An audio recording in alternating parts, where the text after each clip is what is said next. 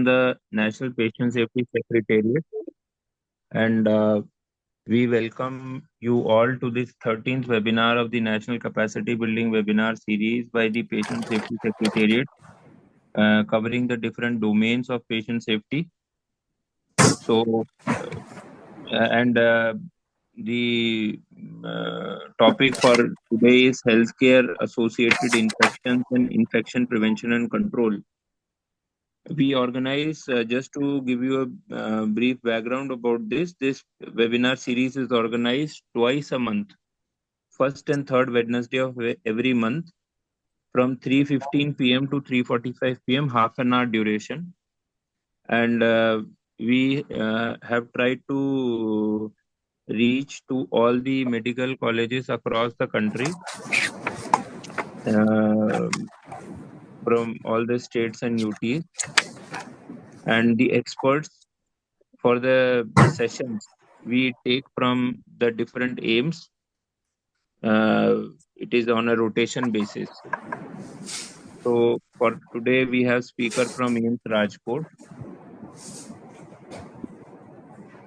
Before we start the webinar, before we request the speaker to take over, I shall request Dr. Sujata Chaudhary Madam, Additional DGHS, Ministry of Health and Family Welfare, for the keynote address to help us understand why infection prevention and control is crucial for the country to combat healthcare associated infections, and how do they significantly burden the health system.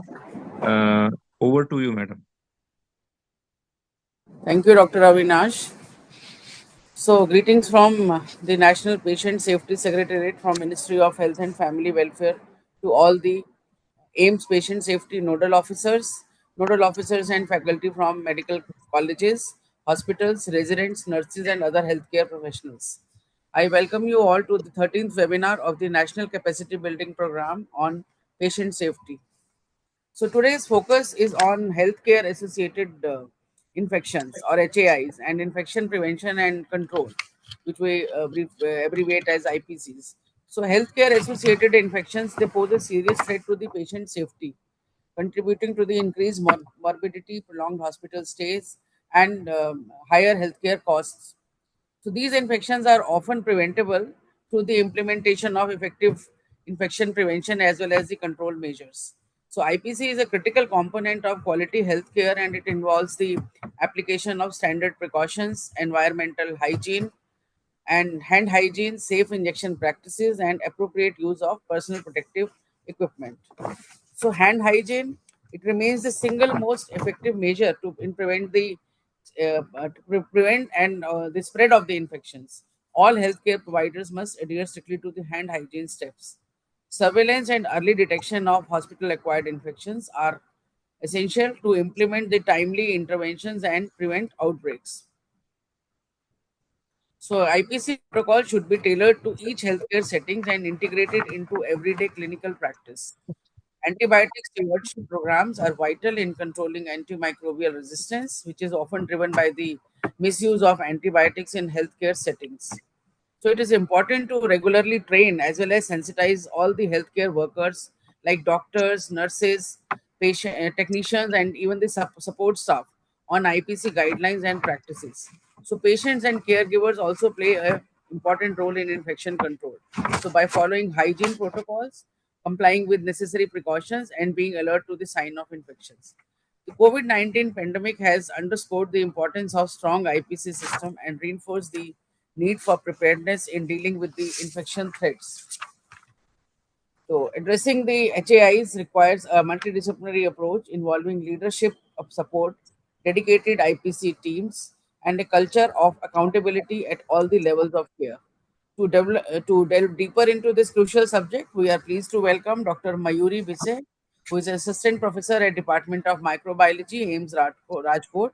So, with her expertise in microbiology and infection control, she will share valuable insights on practical strategies for preventing HAIs and strengthening IPC systems in healthcare facilities. So, let's reaffirm our collective commitment to building safer, infection-free healthcare environment.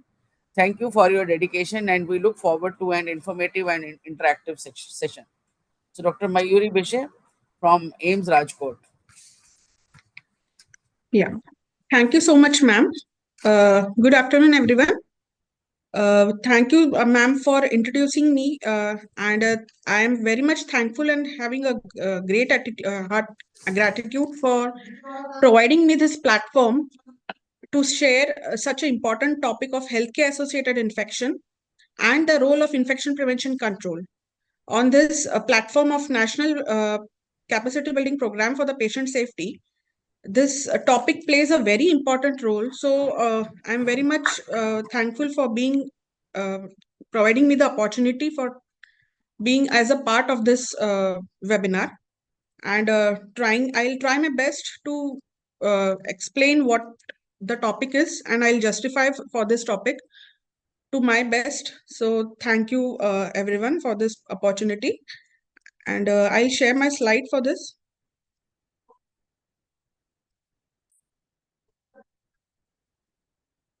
Are my slides visible? Yes, please go ahead. Okay, so Please put it on slideshow mode, ma'am. yeah, sure.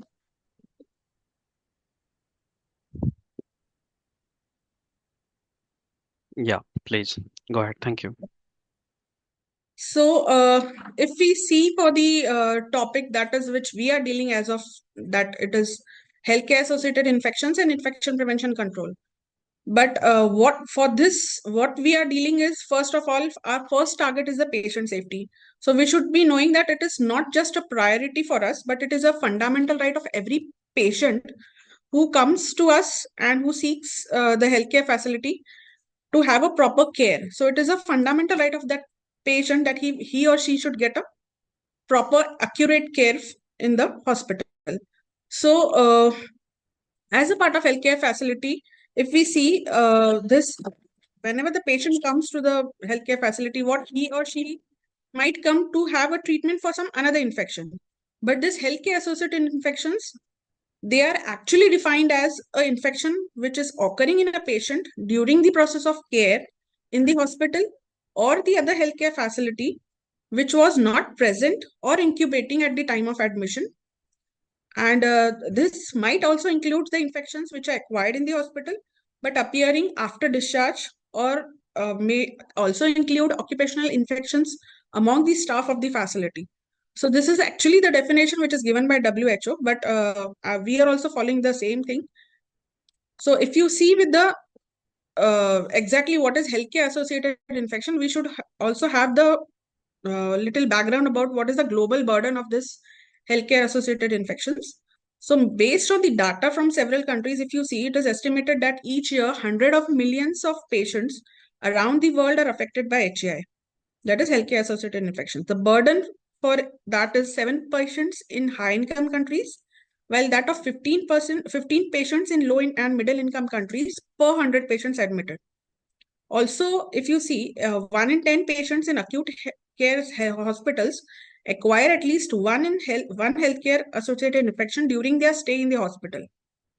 So, if you see that there was one survey which was conducted by WHO across 55 hospitals in 14 countries, across the 14 countries, where they saw that the prevalence rate was 8.7% among the hospitalized patients of this nosocomial infections. And 10% of patients can also they can succumb to these infections, or they might have the mortality chances also. So this healthcare associated infections, they have the global impact. In addition to that, it also has if you see with the Indian burden, the burden of healthcare associated infections in India is also quite high. And there was a study which was done by Purva Mathur ma'am. It was actually a hospital-based multicentric study, which stated that the prevalence range was from 11 to 83% depending upon the type of infection. So this was the variability, very high variable rates of HAI was observed in India. And if you see the incidence wise, it is 7% incidence, with approx 2 million cases per year being affected for healthcare associated infections in India. And these infections are more commonly in ICUs also, because even ICU patients, the scenario is that they are very already immunosuppressed, they are in the critical care, and they have the high tendency to have these infections because of the low immune status. So these healthcare associated infections, they are more commonly seen in the ICU patients also. So this was the burden of HAI in India. If you see with the impact of this healthcare associated infections on the patient, so it is having a lot of varied impact, and it has a serious grievances and a serious issue, what we can say, impact on these patients, because it has a long chances, like these patients might have a prolonged hospitalization stay because of these infections. The treatment will also prolong. They might have to stay in ICUs for longer days, which might lead to additional cost of stay. That is, economic cost might also add up. Economic consequences might be there. In addition, there might be chances of increased morbidity or mortality among these patients because of the higher risk association. So even clinical consequences are very much high.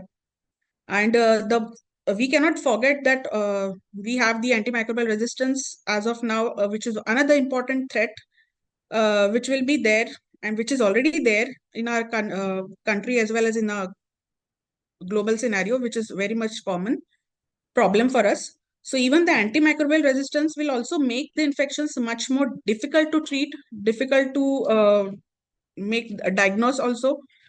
So it will add up to the cost, it will add up to the illness, and it might sometimes lead to death risk also. So antimicrobial resistance also will have an impact on these patients. And on the top of all this, the patient will also have a psychological and social impact also. So patient might have the distress or loss of trust and all. So overall, if you see the impact of this healthcare associated infection, it is varied and it will have a serious effect on patient. So that is the thing which we need to have a important kept in our mind. If you see with, we have seen till now what are the different HAI by definition and by global burden and Indian burden. But if you see with a specific different types of HAI, we should be knowing what are these healthcare associated infections. So if you see, we have the commonly associated in healthcare infections as COTI, that is catheter associated UTI infections, central lines associated bloodstream infections, that is CLABSI. Then we have the ventilator associated pneumonia or healthcare associated pneumonia called HAP or VAP, which are commonly seen in ICUs. And in addition to that, post-op patients, they might have surgical site infections, SSI, then Clostridium difficile infections, then primary, secondary bloodstream infections, lower respiratory tract infections, and even infections by the multi-drug resistant organs, that is MDROs, which includes MRSA or CRE organisms also. So if you see these types of HAIs, these are the most commonly encountered HAIs. And out of that, first four, that is COTI, CLABSI, VAP, and SSI, these are the most commonest which are seen as the healthcare associated infections. And the organisms, if you see here the mnemonic, that is escape. So these escape group of organisms, they are the ones which are responsible for these type of infections. And they are most commonly isolated from these type of infections. So escape actually nothing but a mnemonic for a group of organisms, which include E stands for Enterococcus faecium, which is actually one of the drug-resistant Enterococcus gram-positive organism. Then we have the S, which stands for Staphylococcus aureus. K stands for Klebsiella pneumoniae. A stands for Acinetobacter baumannii. P stands for Pseudomonas aeruginosa, and E stands for Enterobacter group. In addition to this, there are also other organisms, but these organisms, they play a very important role and they have the most common chances of being isolated from these type of healthcare associated infections. So we have to keep in mind while having these scenarios, and we have to have these escape group of organisms also as one of our DDs while having this. If you see with after seeing all this, the types of infections and what are the definitions and all, but there are some risk factors also which are responsible for this health associated infections, which might be into as patient related factors, healthcare related factors, as well as the environmental factors.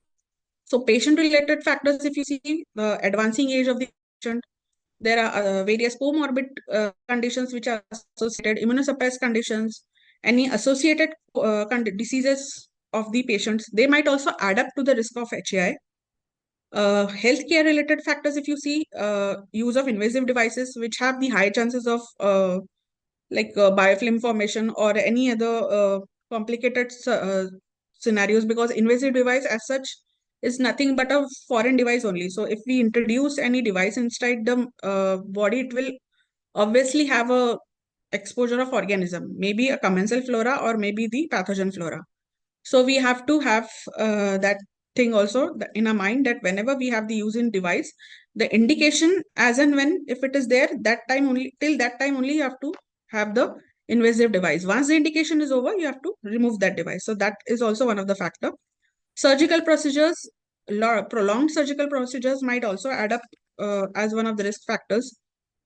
Environmental factors, if you don't have the clean clean surfaces, like if your equipments are used in your surgeries are contaminated, if your surfaces are not properly clean, that might also add up as one of the associated risk factors. So three different factors, that is patient related factors, healthcare related and environmental, they all together add as a risk factors for the healthcare associated infections.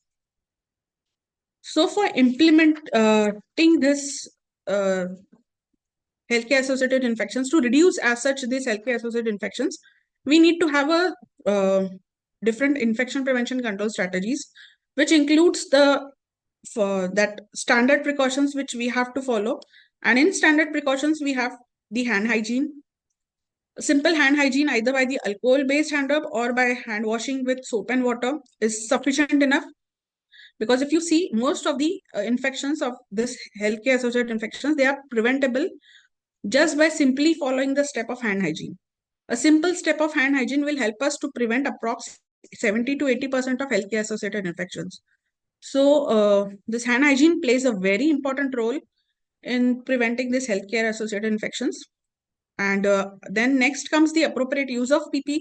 That is this appropriate PP can also help the patient as well as the staff from transferring the, like if the appropriate PP is done by the staff, he can protect himself as well as he can also protect the patient from getting the flora or like cross contamination or cross transmission. So appropriate use of PP is also very much important.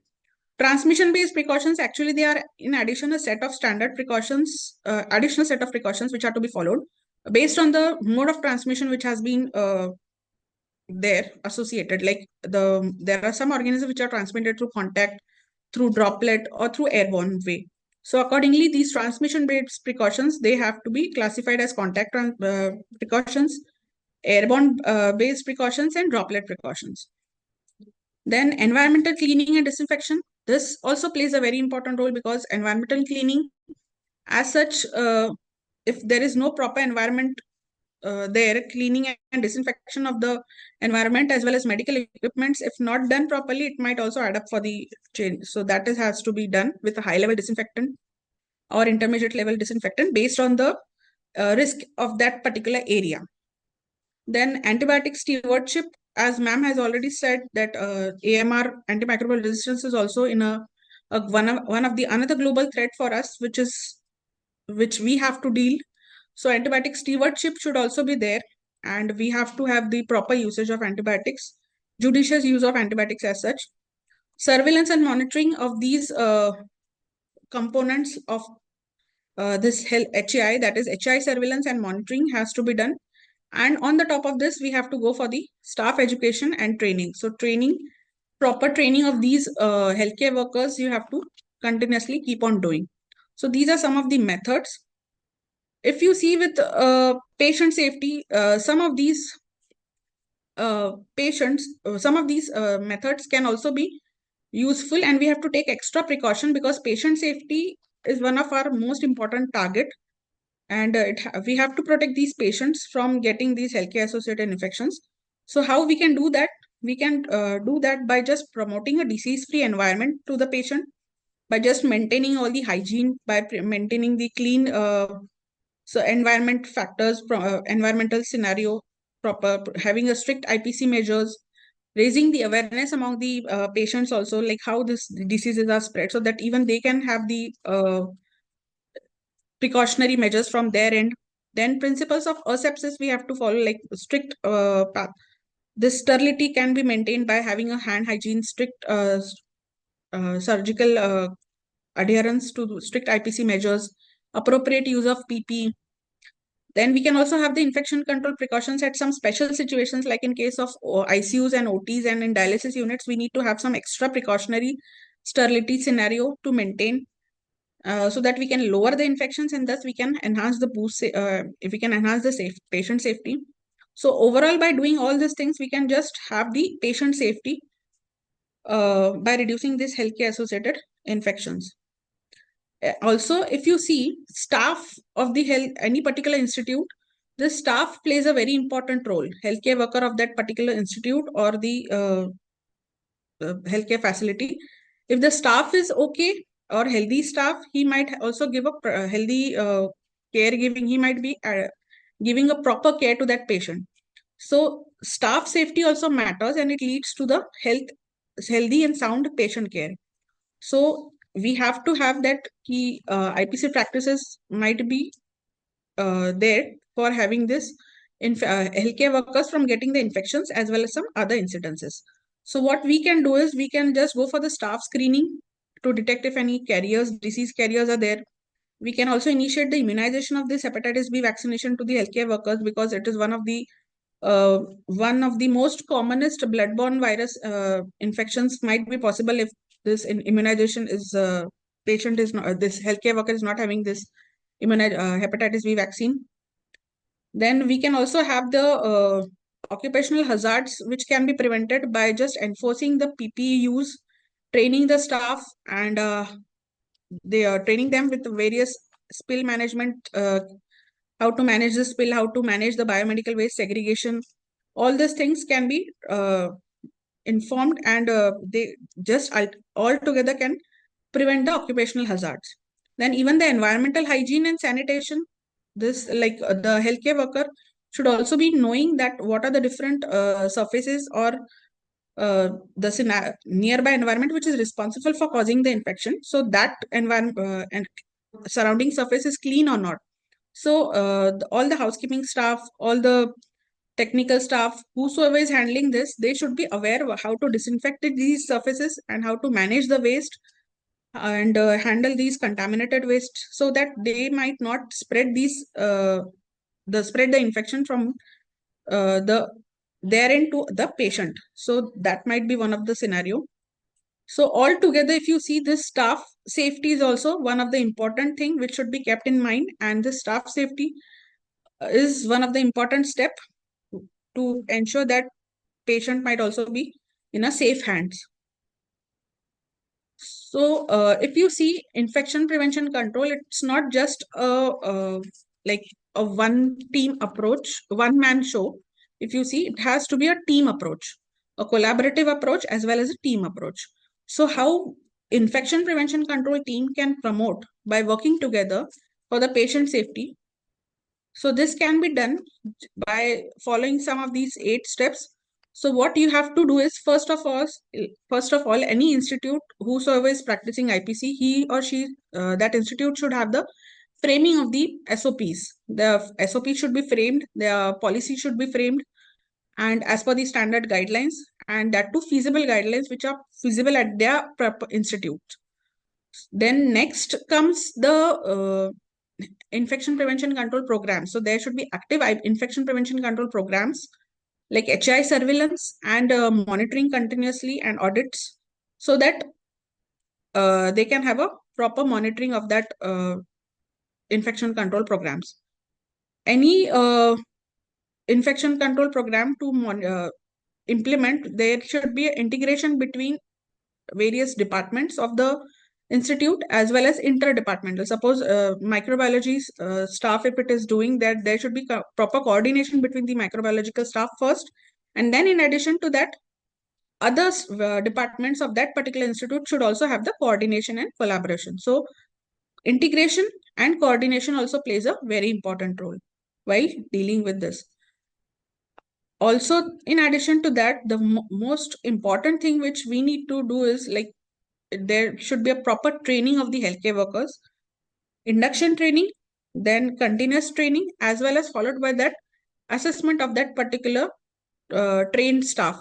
It has to be done, and it should be ongoing process continuously. So training and retrainings have to be given to the healthcare workers so that they might be strictly practicing those IPC practices, and they will be strictly adhering to those practices without any fail.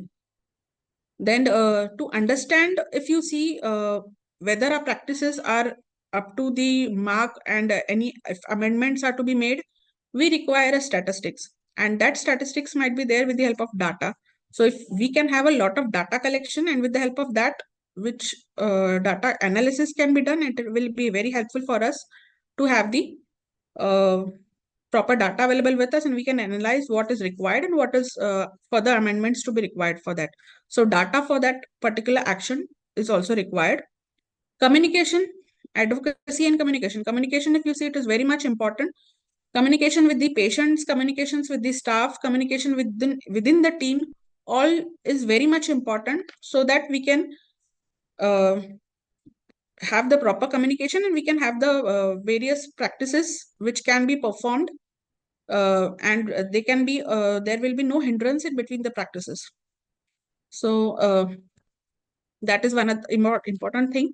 Then we have this seventh point, that is we have the strategies, various strategies which should be there. If you see various strategies, we have like research and development we have to do, but how this can be possible, because though we have the various strategies, but which strategy will be much more better, that we might come to know by doing various studies on those.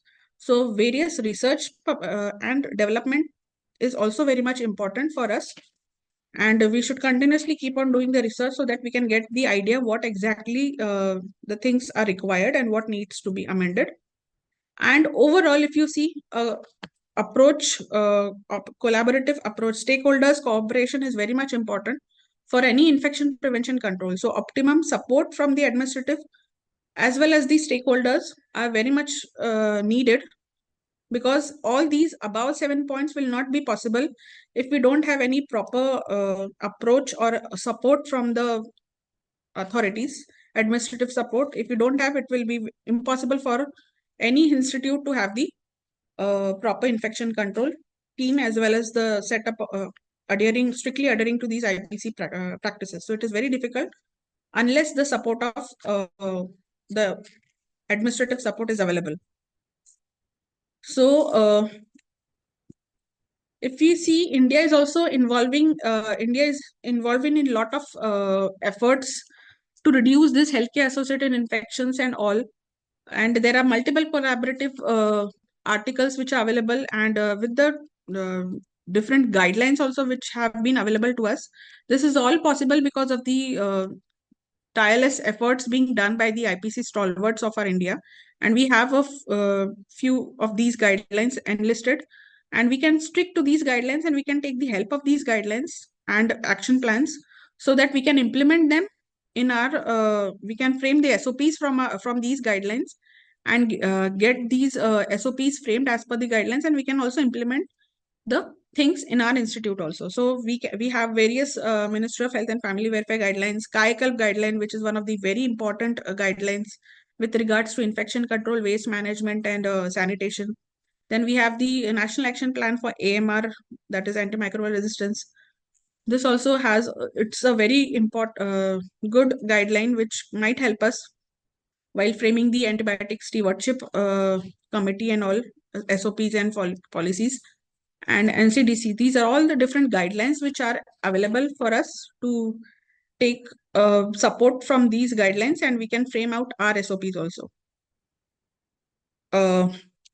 In addition to that, even WHO has also done a lot of impressive work, if we see, for preventing the HI and adapting these infection prevention control strategies.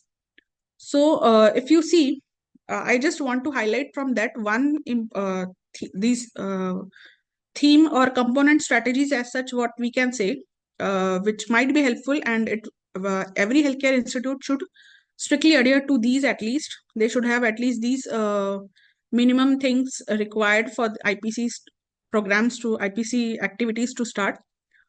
First, national level institute, if any of it is there, they require at least 6 points, that is IPC programs, evidence based practices, education and training of the healthcare workers, surveillance of the HAIs, multimodal strategies, and monitoring the audit and feedback. These are the 6 points which are required for the national level. But for the healthcare facility level, 2 additional points are also added. That is, what is the workload of that particular institute, how is the staffing pattern, and what is this bed occupancy of that particular institute. This also is one of the important point. And building environmental material uh, is also very much required. So if you see this theme or this core component practice can be taken into consideration, and we can have this as one of our we should be strictly adhering to this uh, core thing to have in our practice also. And next, if you see, though India being one of the developing countries, it's very difficult for us to have this previous this slide. As per this slide, all these points which I have said, it's very difficult for any Indian institute to have without facing any challenges to smoothly have these things, because infection control as itself, you see, it's very challenging. There no institute will be smoothly having all these things. There might be some of the other challenges in some of the other way. So if you see with some of the common challenges, if you see, we have many of the institutes might have infrastructural or resource limited challenge. That might be one of the scenario, like that they do not they might not have the infrastructure proper, or their resources might not be optimum level, or not in a proper regular supply. The second most challenge might be they might not have some lack of proper, they might be not having a proper trained IPC persons, or they might be having a lacking of IPC personals, or their trained staff might not be available. That might be one of the challenge. Some of the cultural or behavioral barriers might also be there, which might be one of the important challenges while dealing with infection prevention control. Non-judicious or irrational antibiotic utilization is another important challenge here among the clinicians, like has to be dealt with. And lack of the standardized protocols and policies, which is also one of the another important challenge. These are very few challenges, but as per the healthcare facility, it might vary also. Depending upon each and every healthcare facility, they might have their some of the other challenges in some of the other ways. So, but infection control as such is a challenging thing, and it will strongly require the team approach to have the infection control practice in smooth way to conduct. So to overcome these challenges, this strategic approach should be maintained, and this strong, there should be strict adherence to standard and transmission based precautions. There should be a robust HI surveillance and care bundle compliance, that whether these surveillance is properly being managed, monitored or not, and there should be a proper care bundle compliance which should be strictly adhered to. There should be rational and judicious antibiotic usage by all the clinicians as well as by the other ID experts. And for this, there should be a antimicrobial stewardship committee, which should be having, and each and every institute should have their antibiotic policy based on their local antibiogram available. And they should follow this antibiotic policy for the commonly infectious disease which are being encountered. And infrastructure and resource availability, for that they should have the proper infrastructure and resources, timely availability of all the resources. But that will be only possible if we have, if any institute will have a proper leadership and a proper administrative support. So administrative support is much more important, and there should be a dedicated IPC budget for that particular infection prevention control. Allocated budget should be there, a defined budget. And with the help of that, infrastructure or advancement is also there. There should be added, required, and there should be a continuous supply of all the consumables and PPEs and resources whichever are required for the infection prevention to take smoothly. And first and last and most important continuous thing should be done is the effective training and the reinforcement. So continuous training of the healthcare workers, their induction training, their retraining, as well as once the staff is trained, you have to go for the assessment of those staff also, whether they are practicing these practices to a perfect way or not.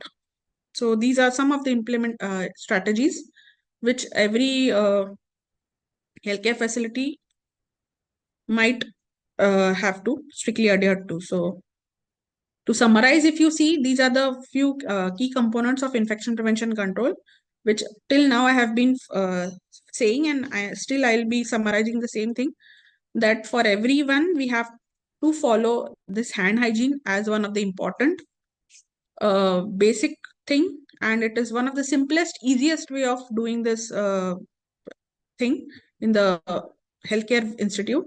And by practicing the simplest method of hand hygiene, we can prevent a lot of healthcare associated infections.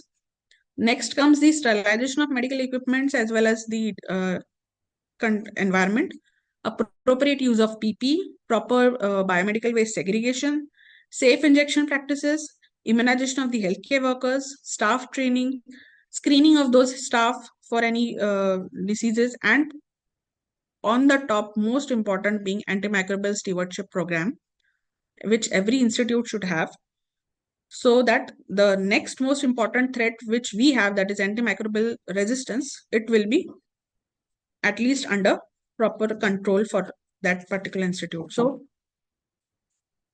antimicrobial stewardship plays a very important role.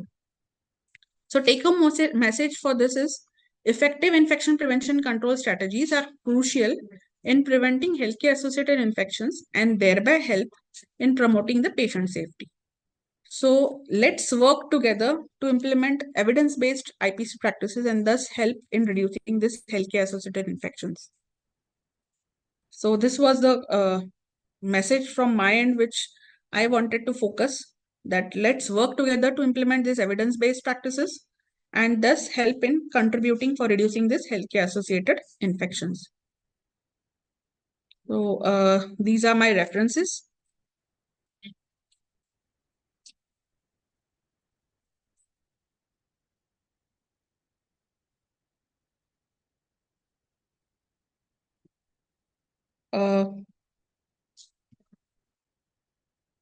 Dr. Avinash?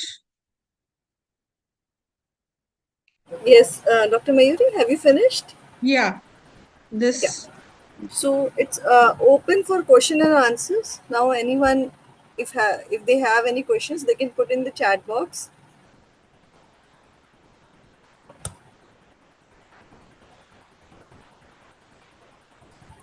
I think there are no questions now, so we can close this webinar.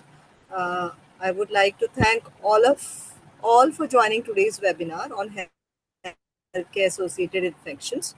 We are deeply grateful to our esteemed speaker, Dr. Mayuri, for sharing her expertise, and to all the participants from various institutions for their enthusiastic engagement. A special thanks to additional DGHS ma'am, Dr. Sujata Chaudhary, and Dr. Avinash for the support and encouragement. Uh, your contribution made the session impactful and insightful. Let's carry forward these learnings to strengthen infection prevention and enhance patient safety across all healthcare settings. So, see you all in the next webinar series. And if you have any questions, please keep posted. Thank you. Thank you. Thank you.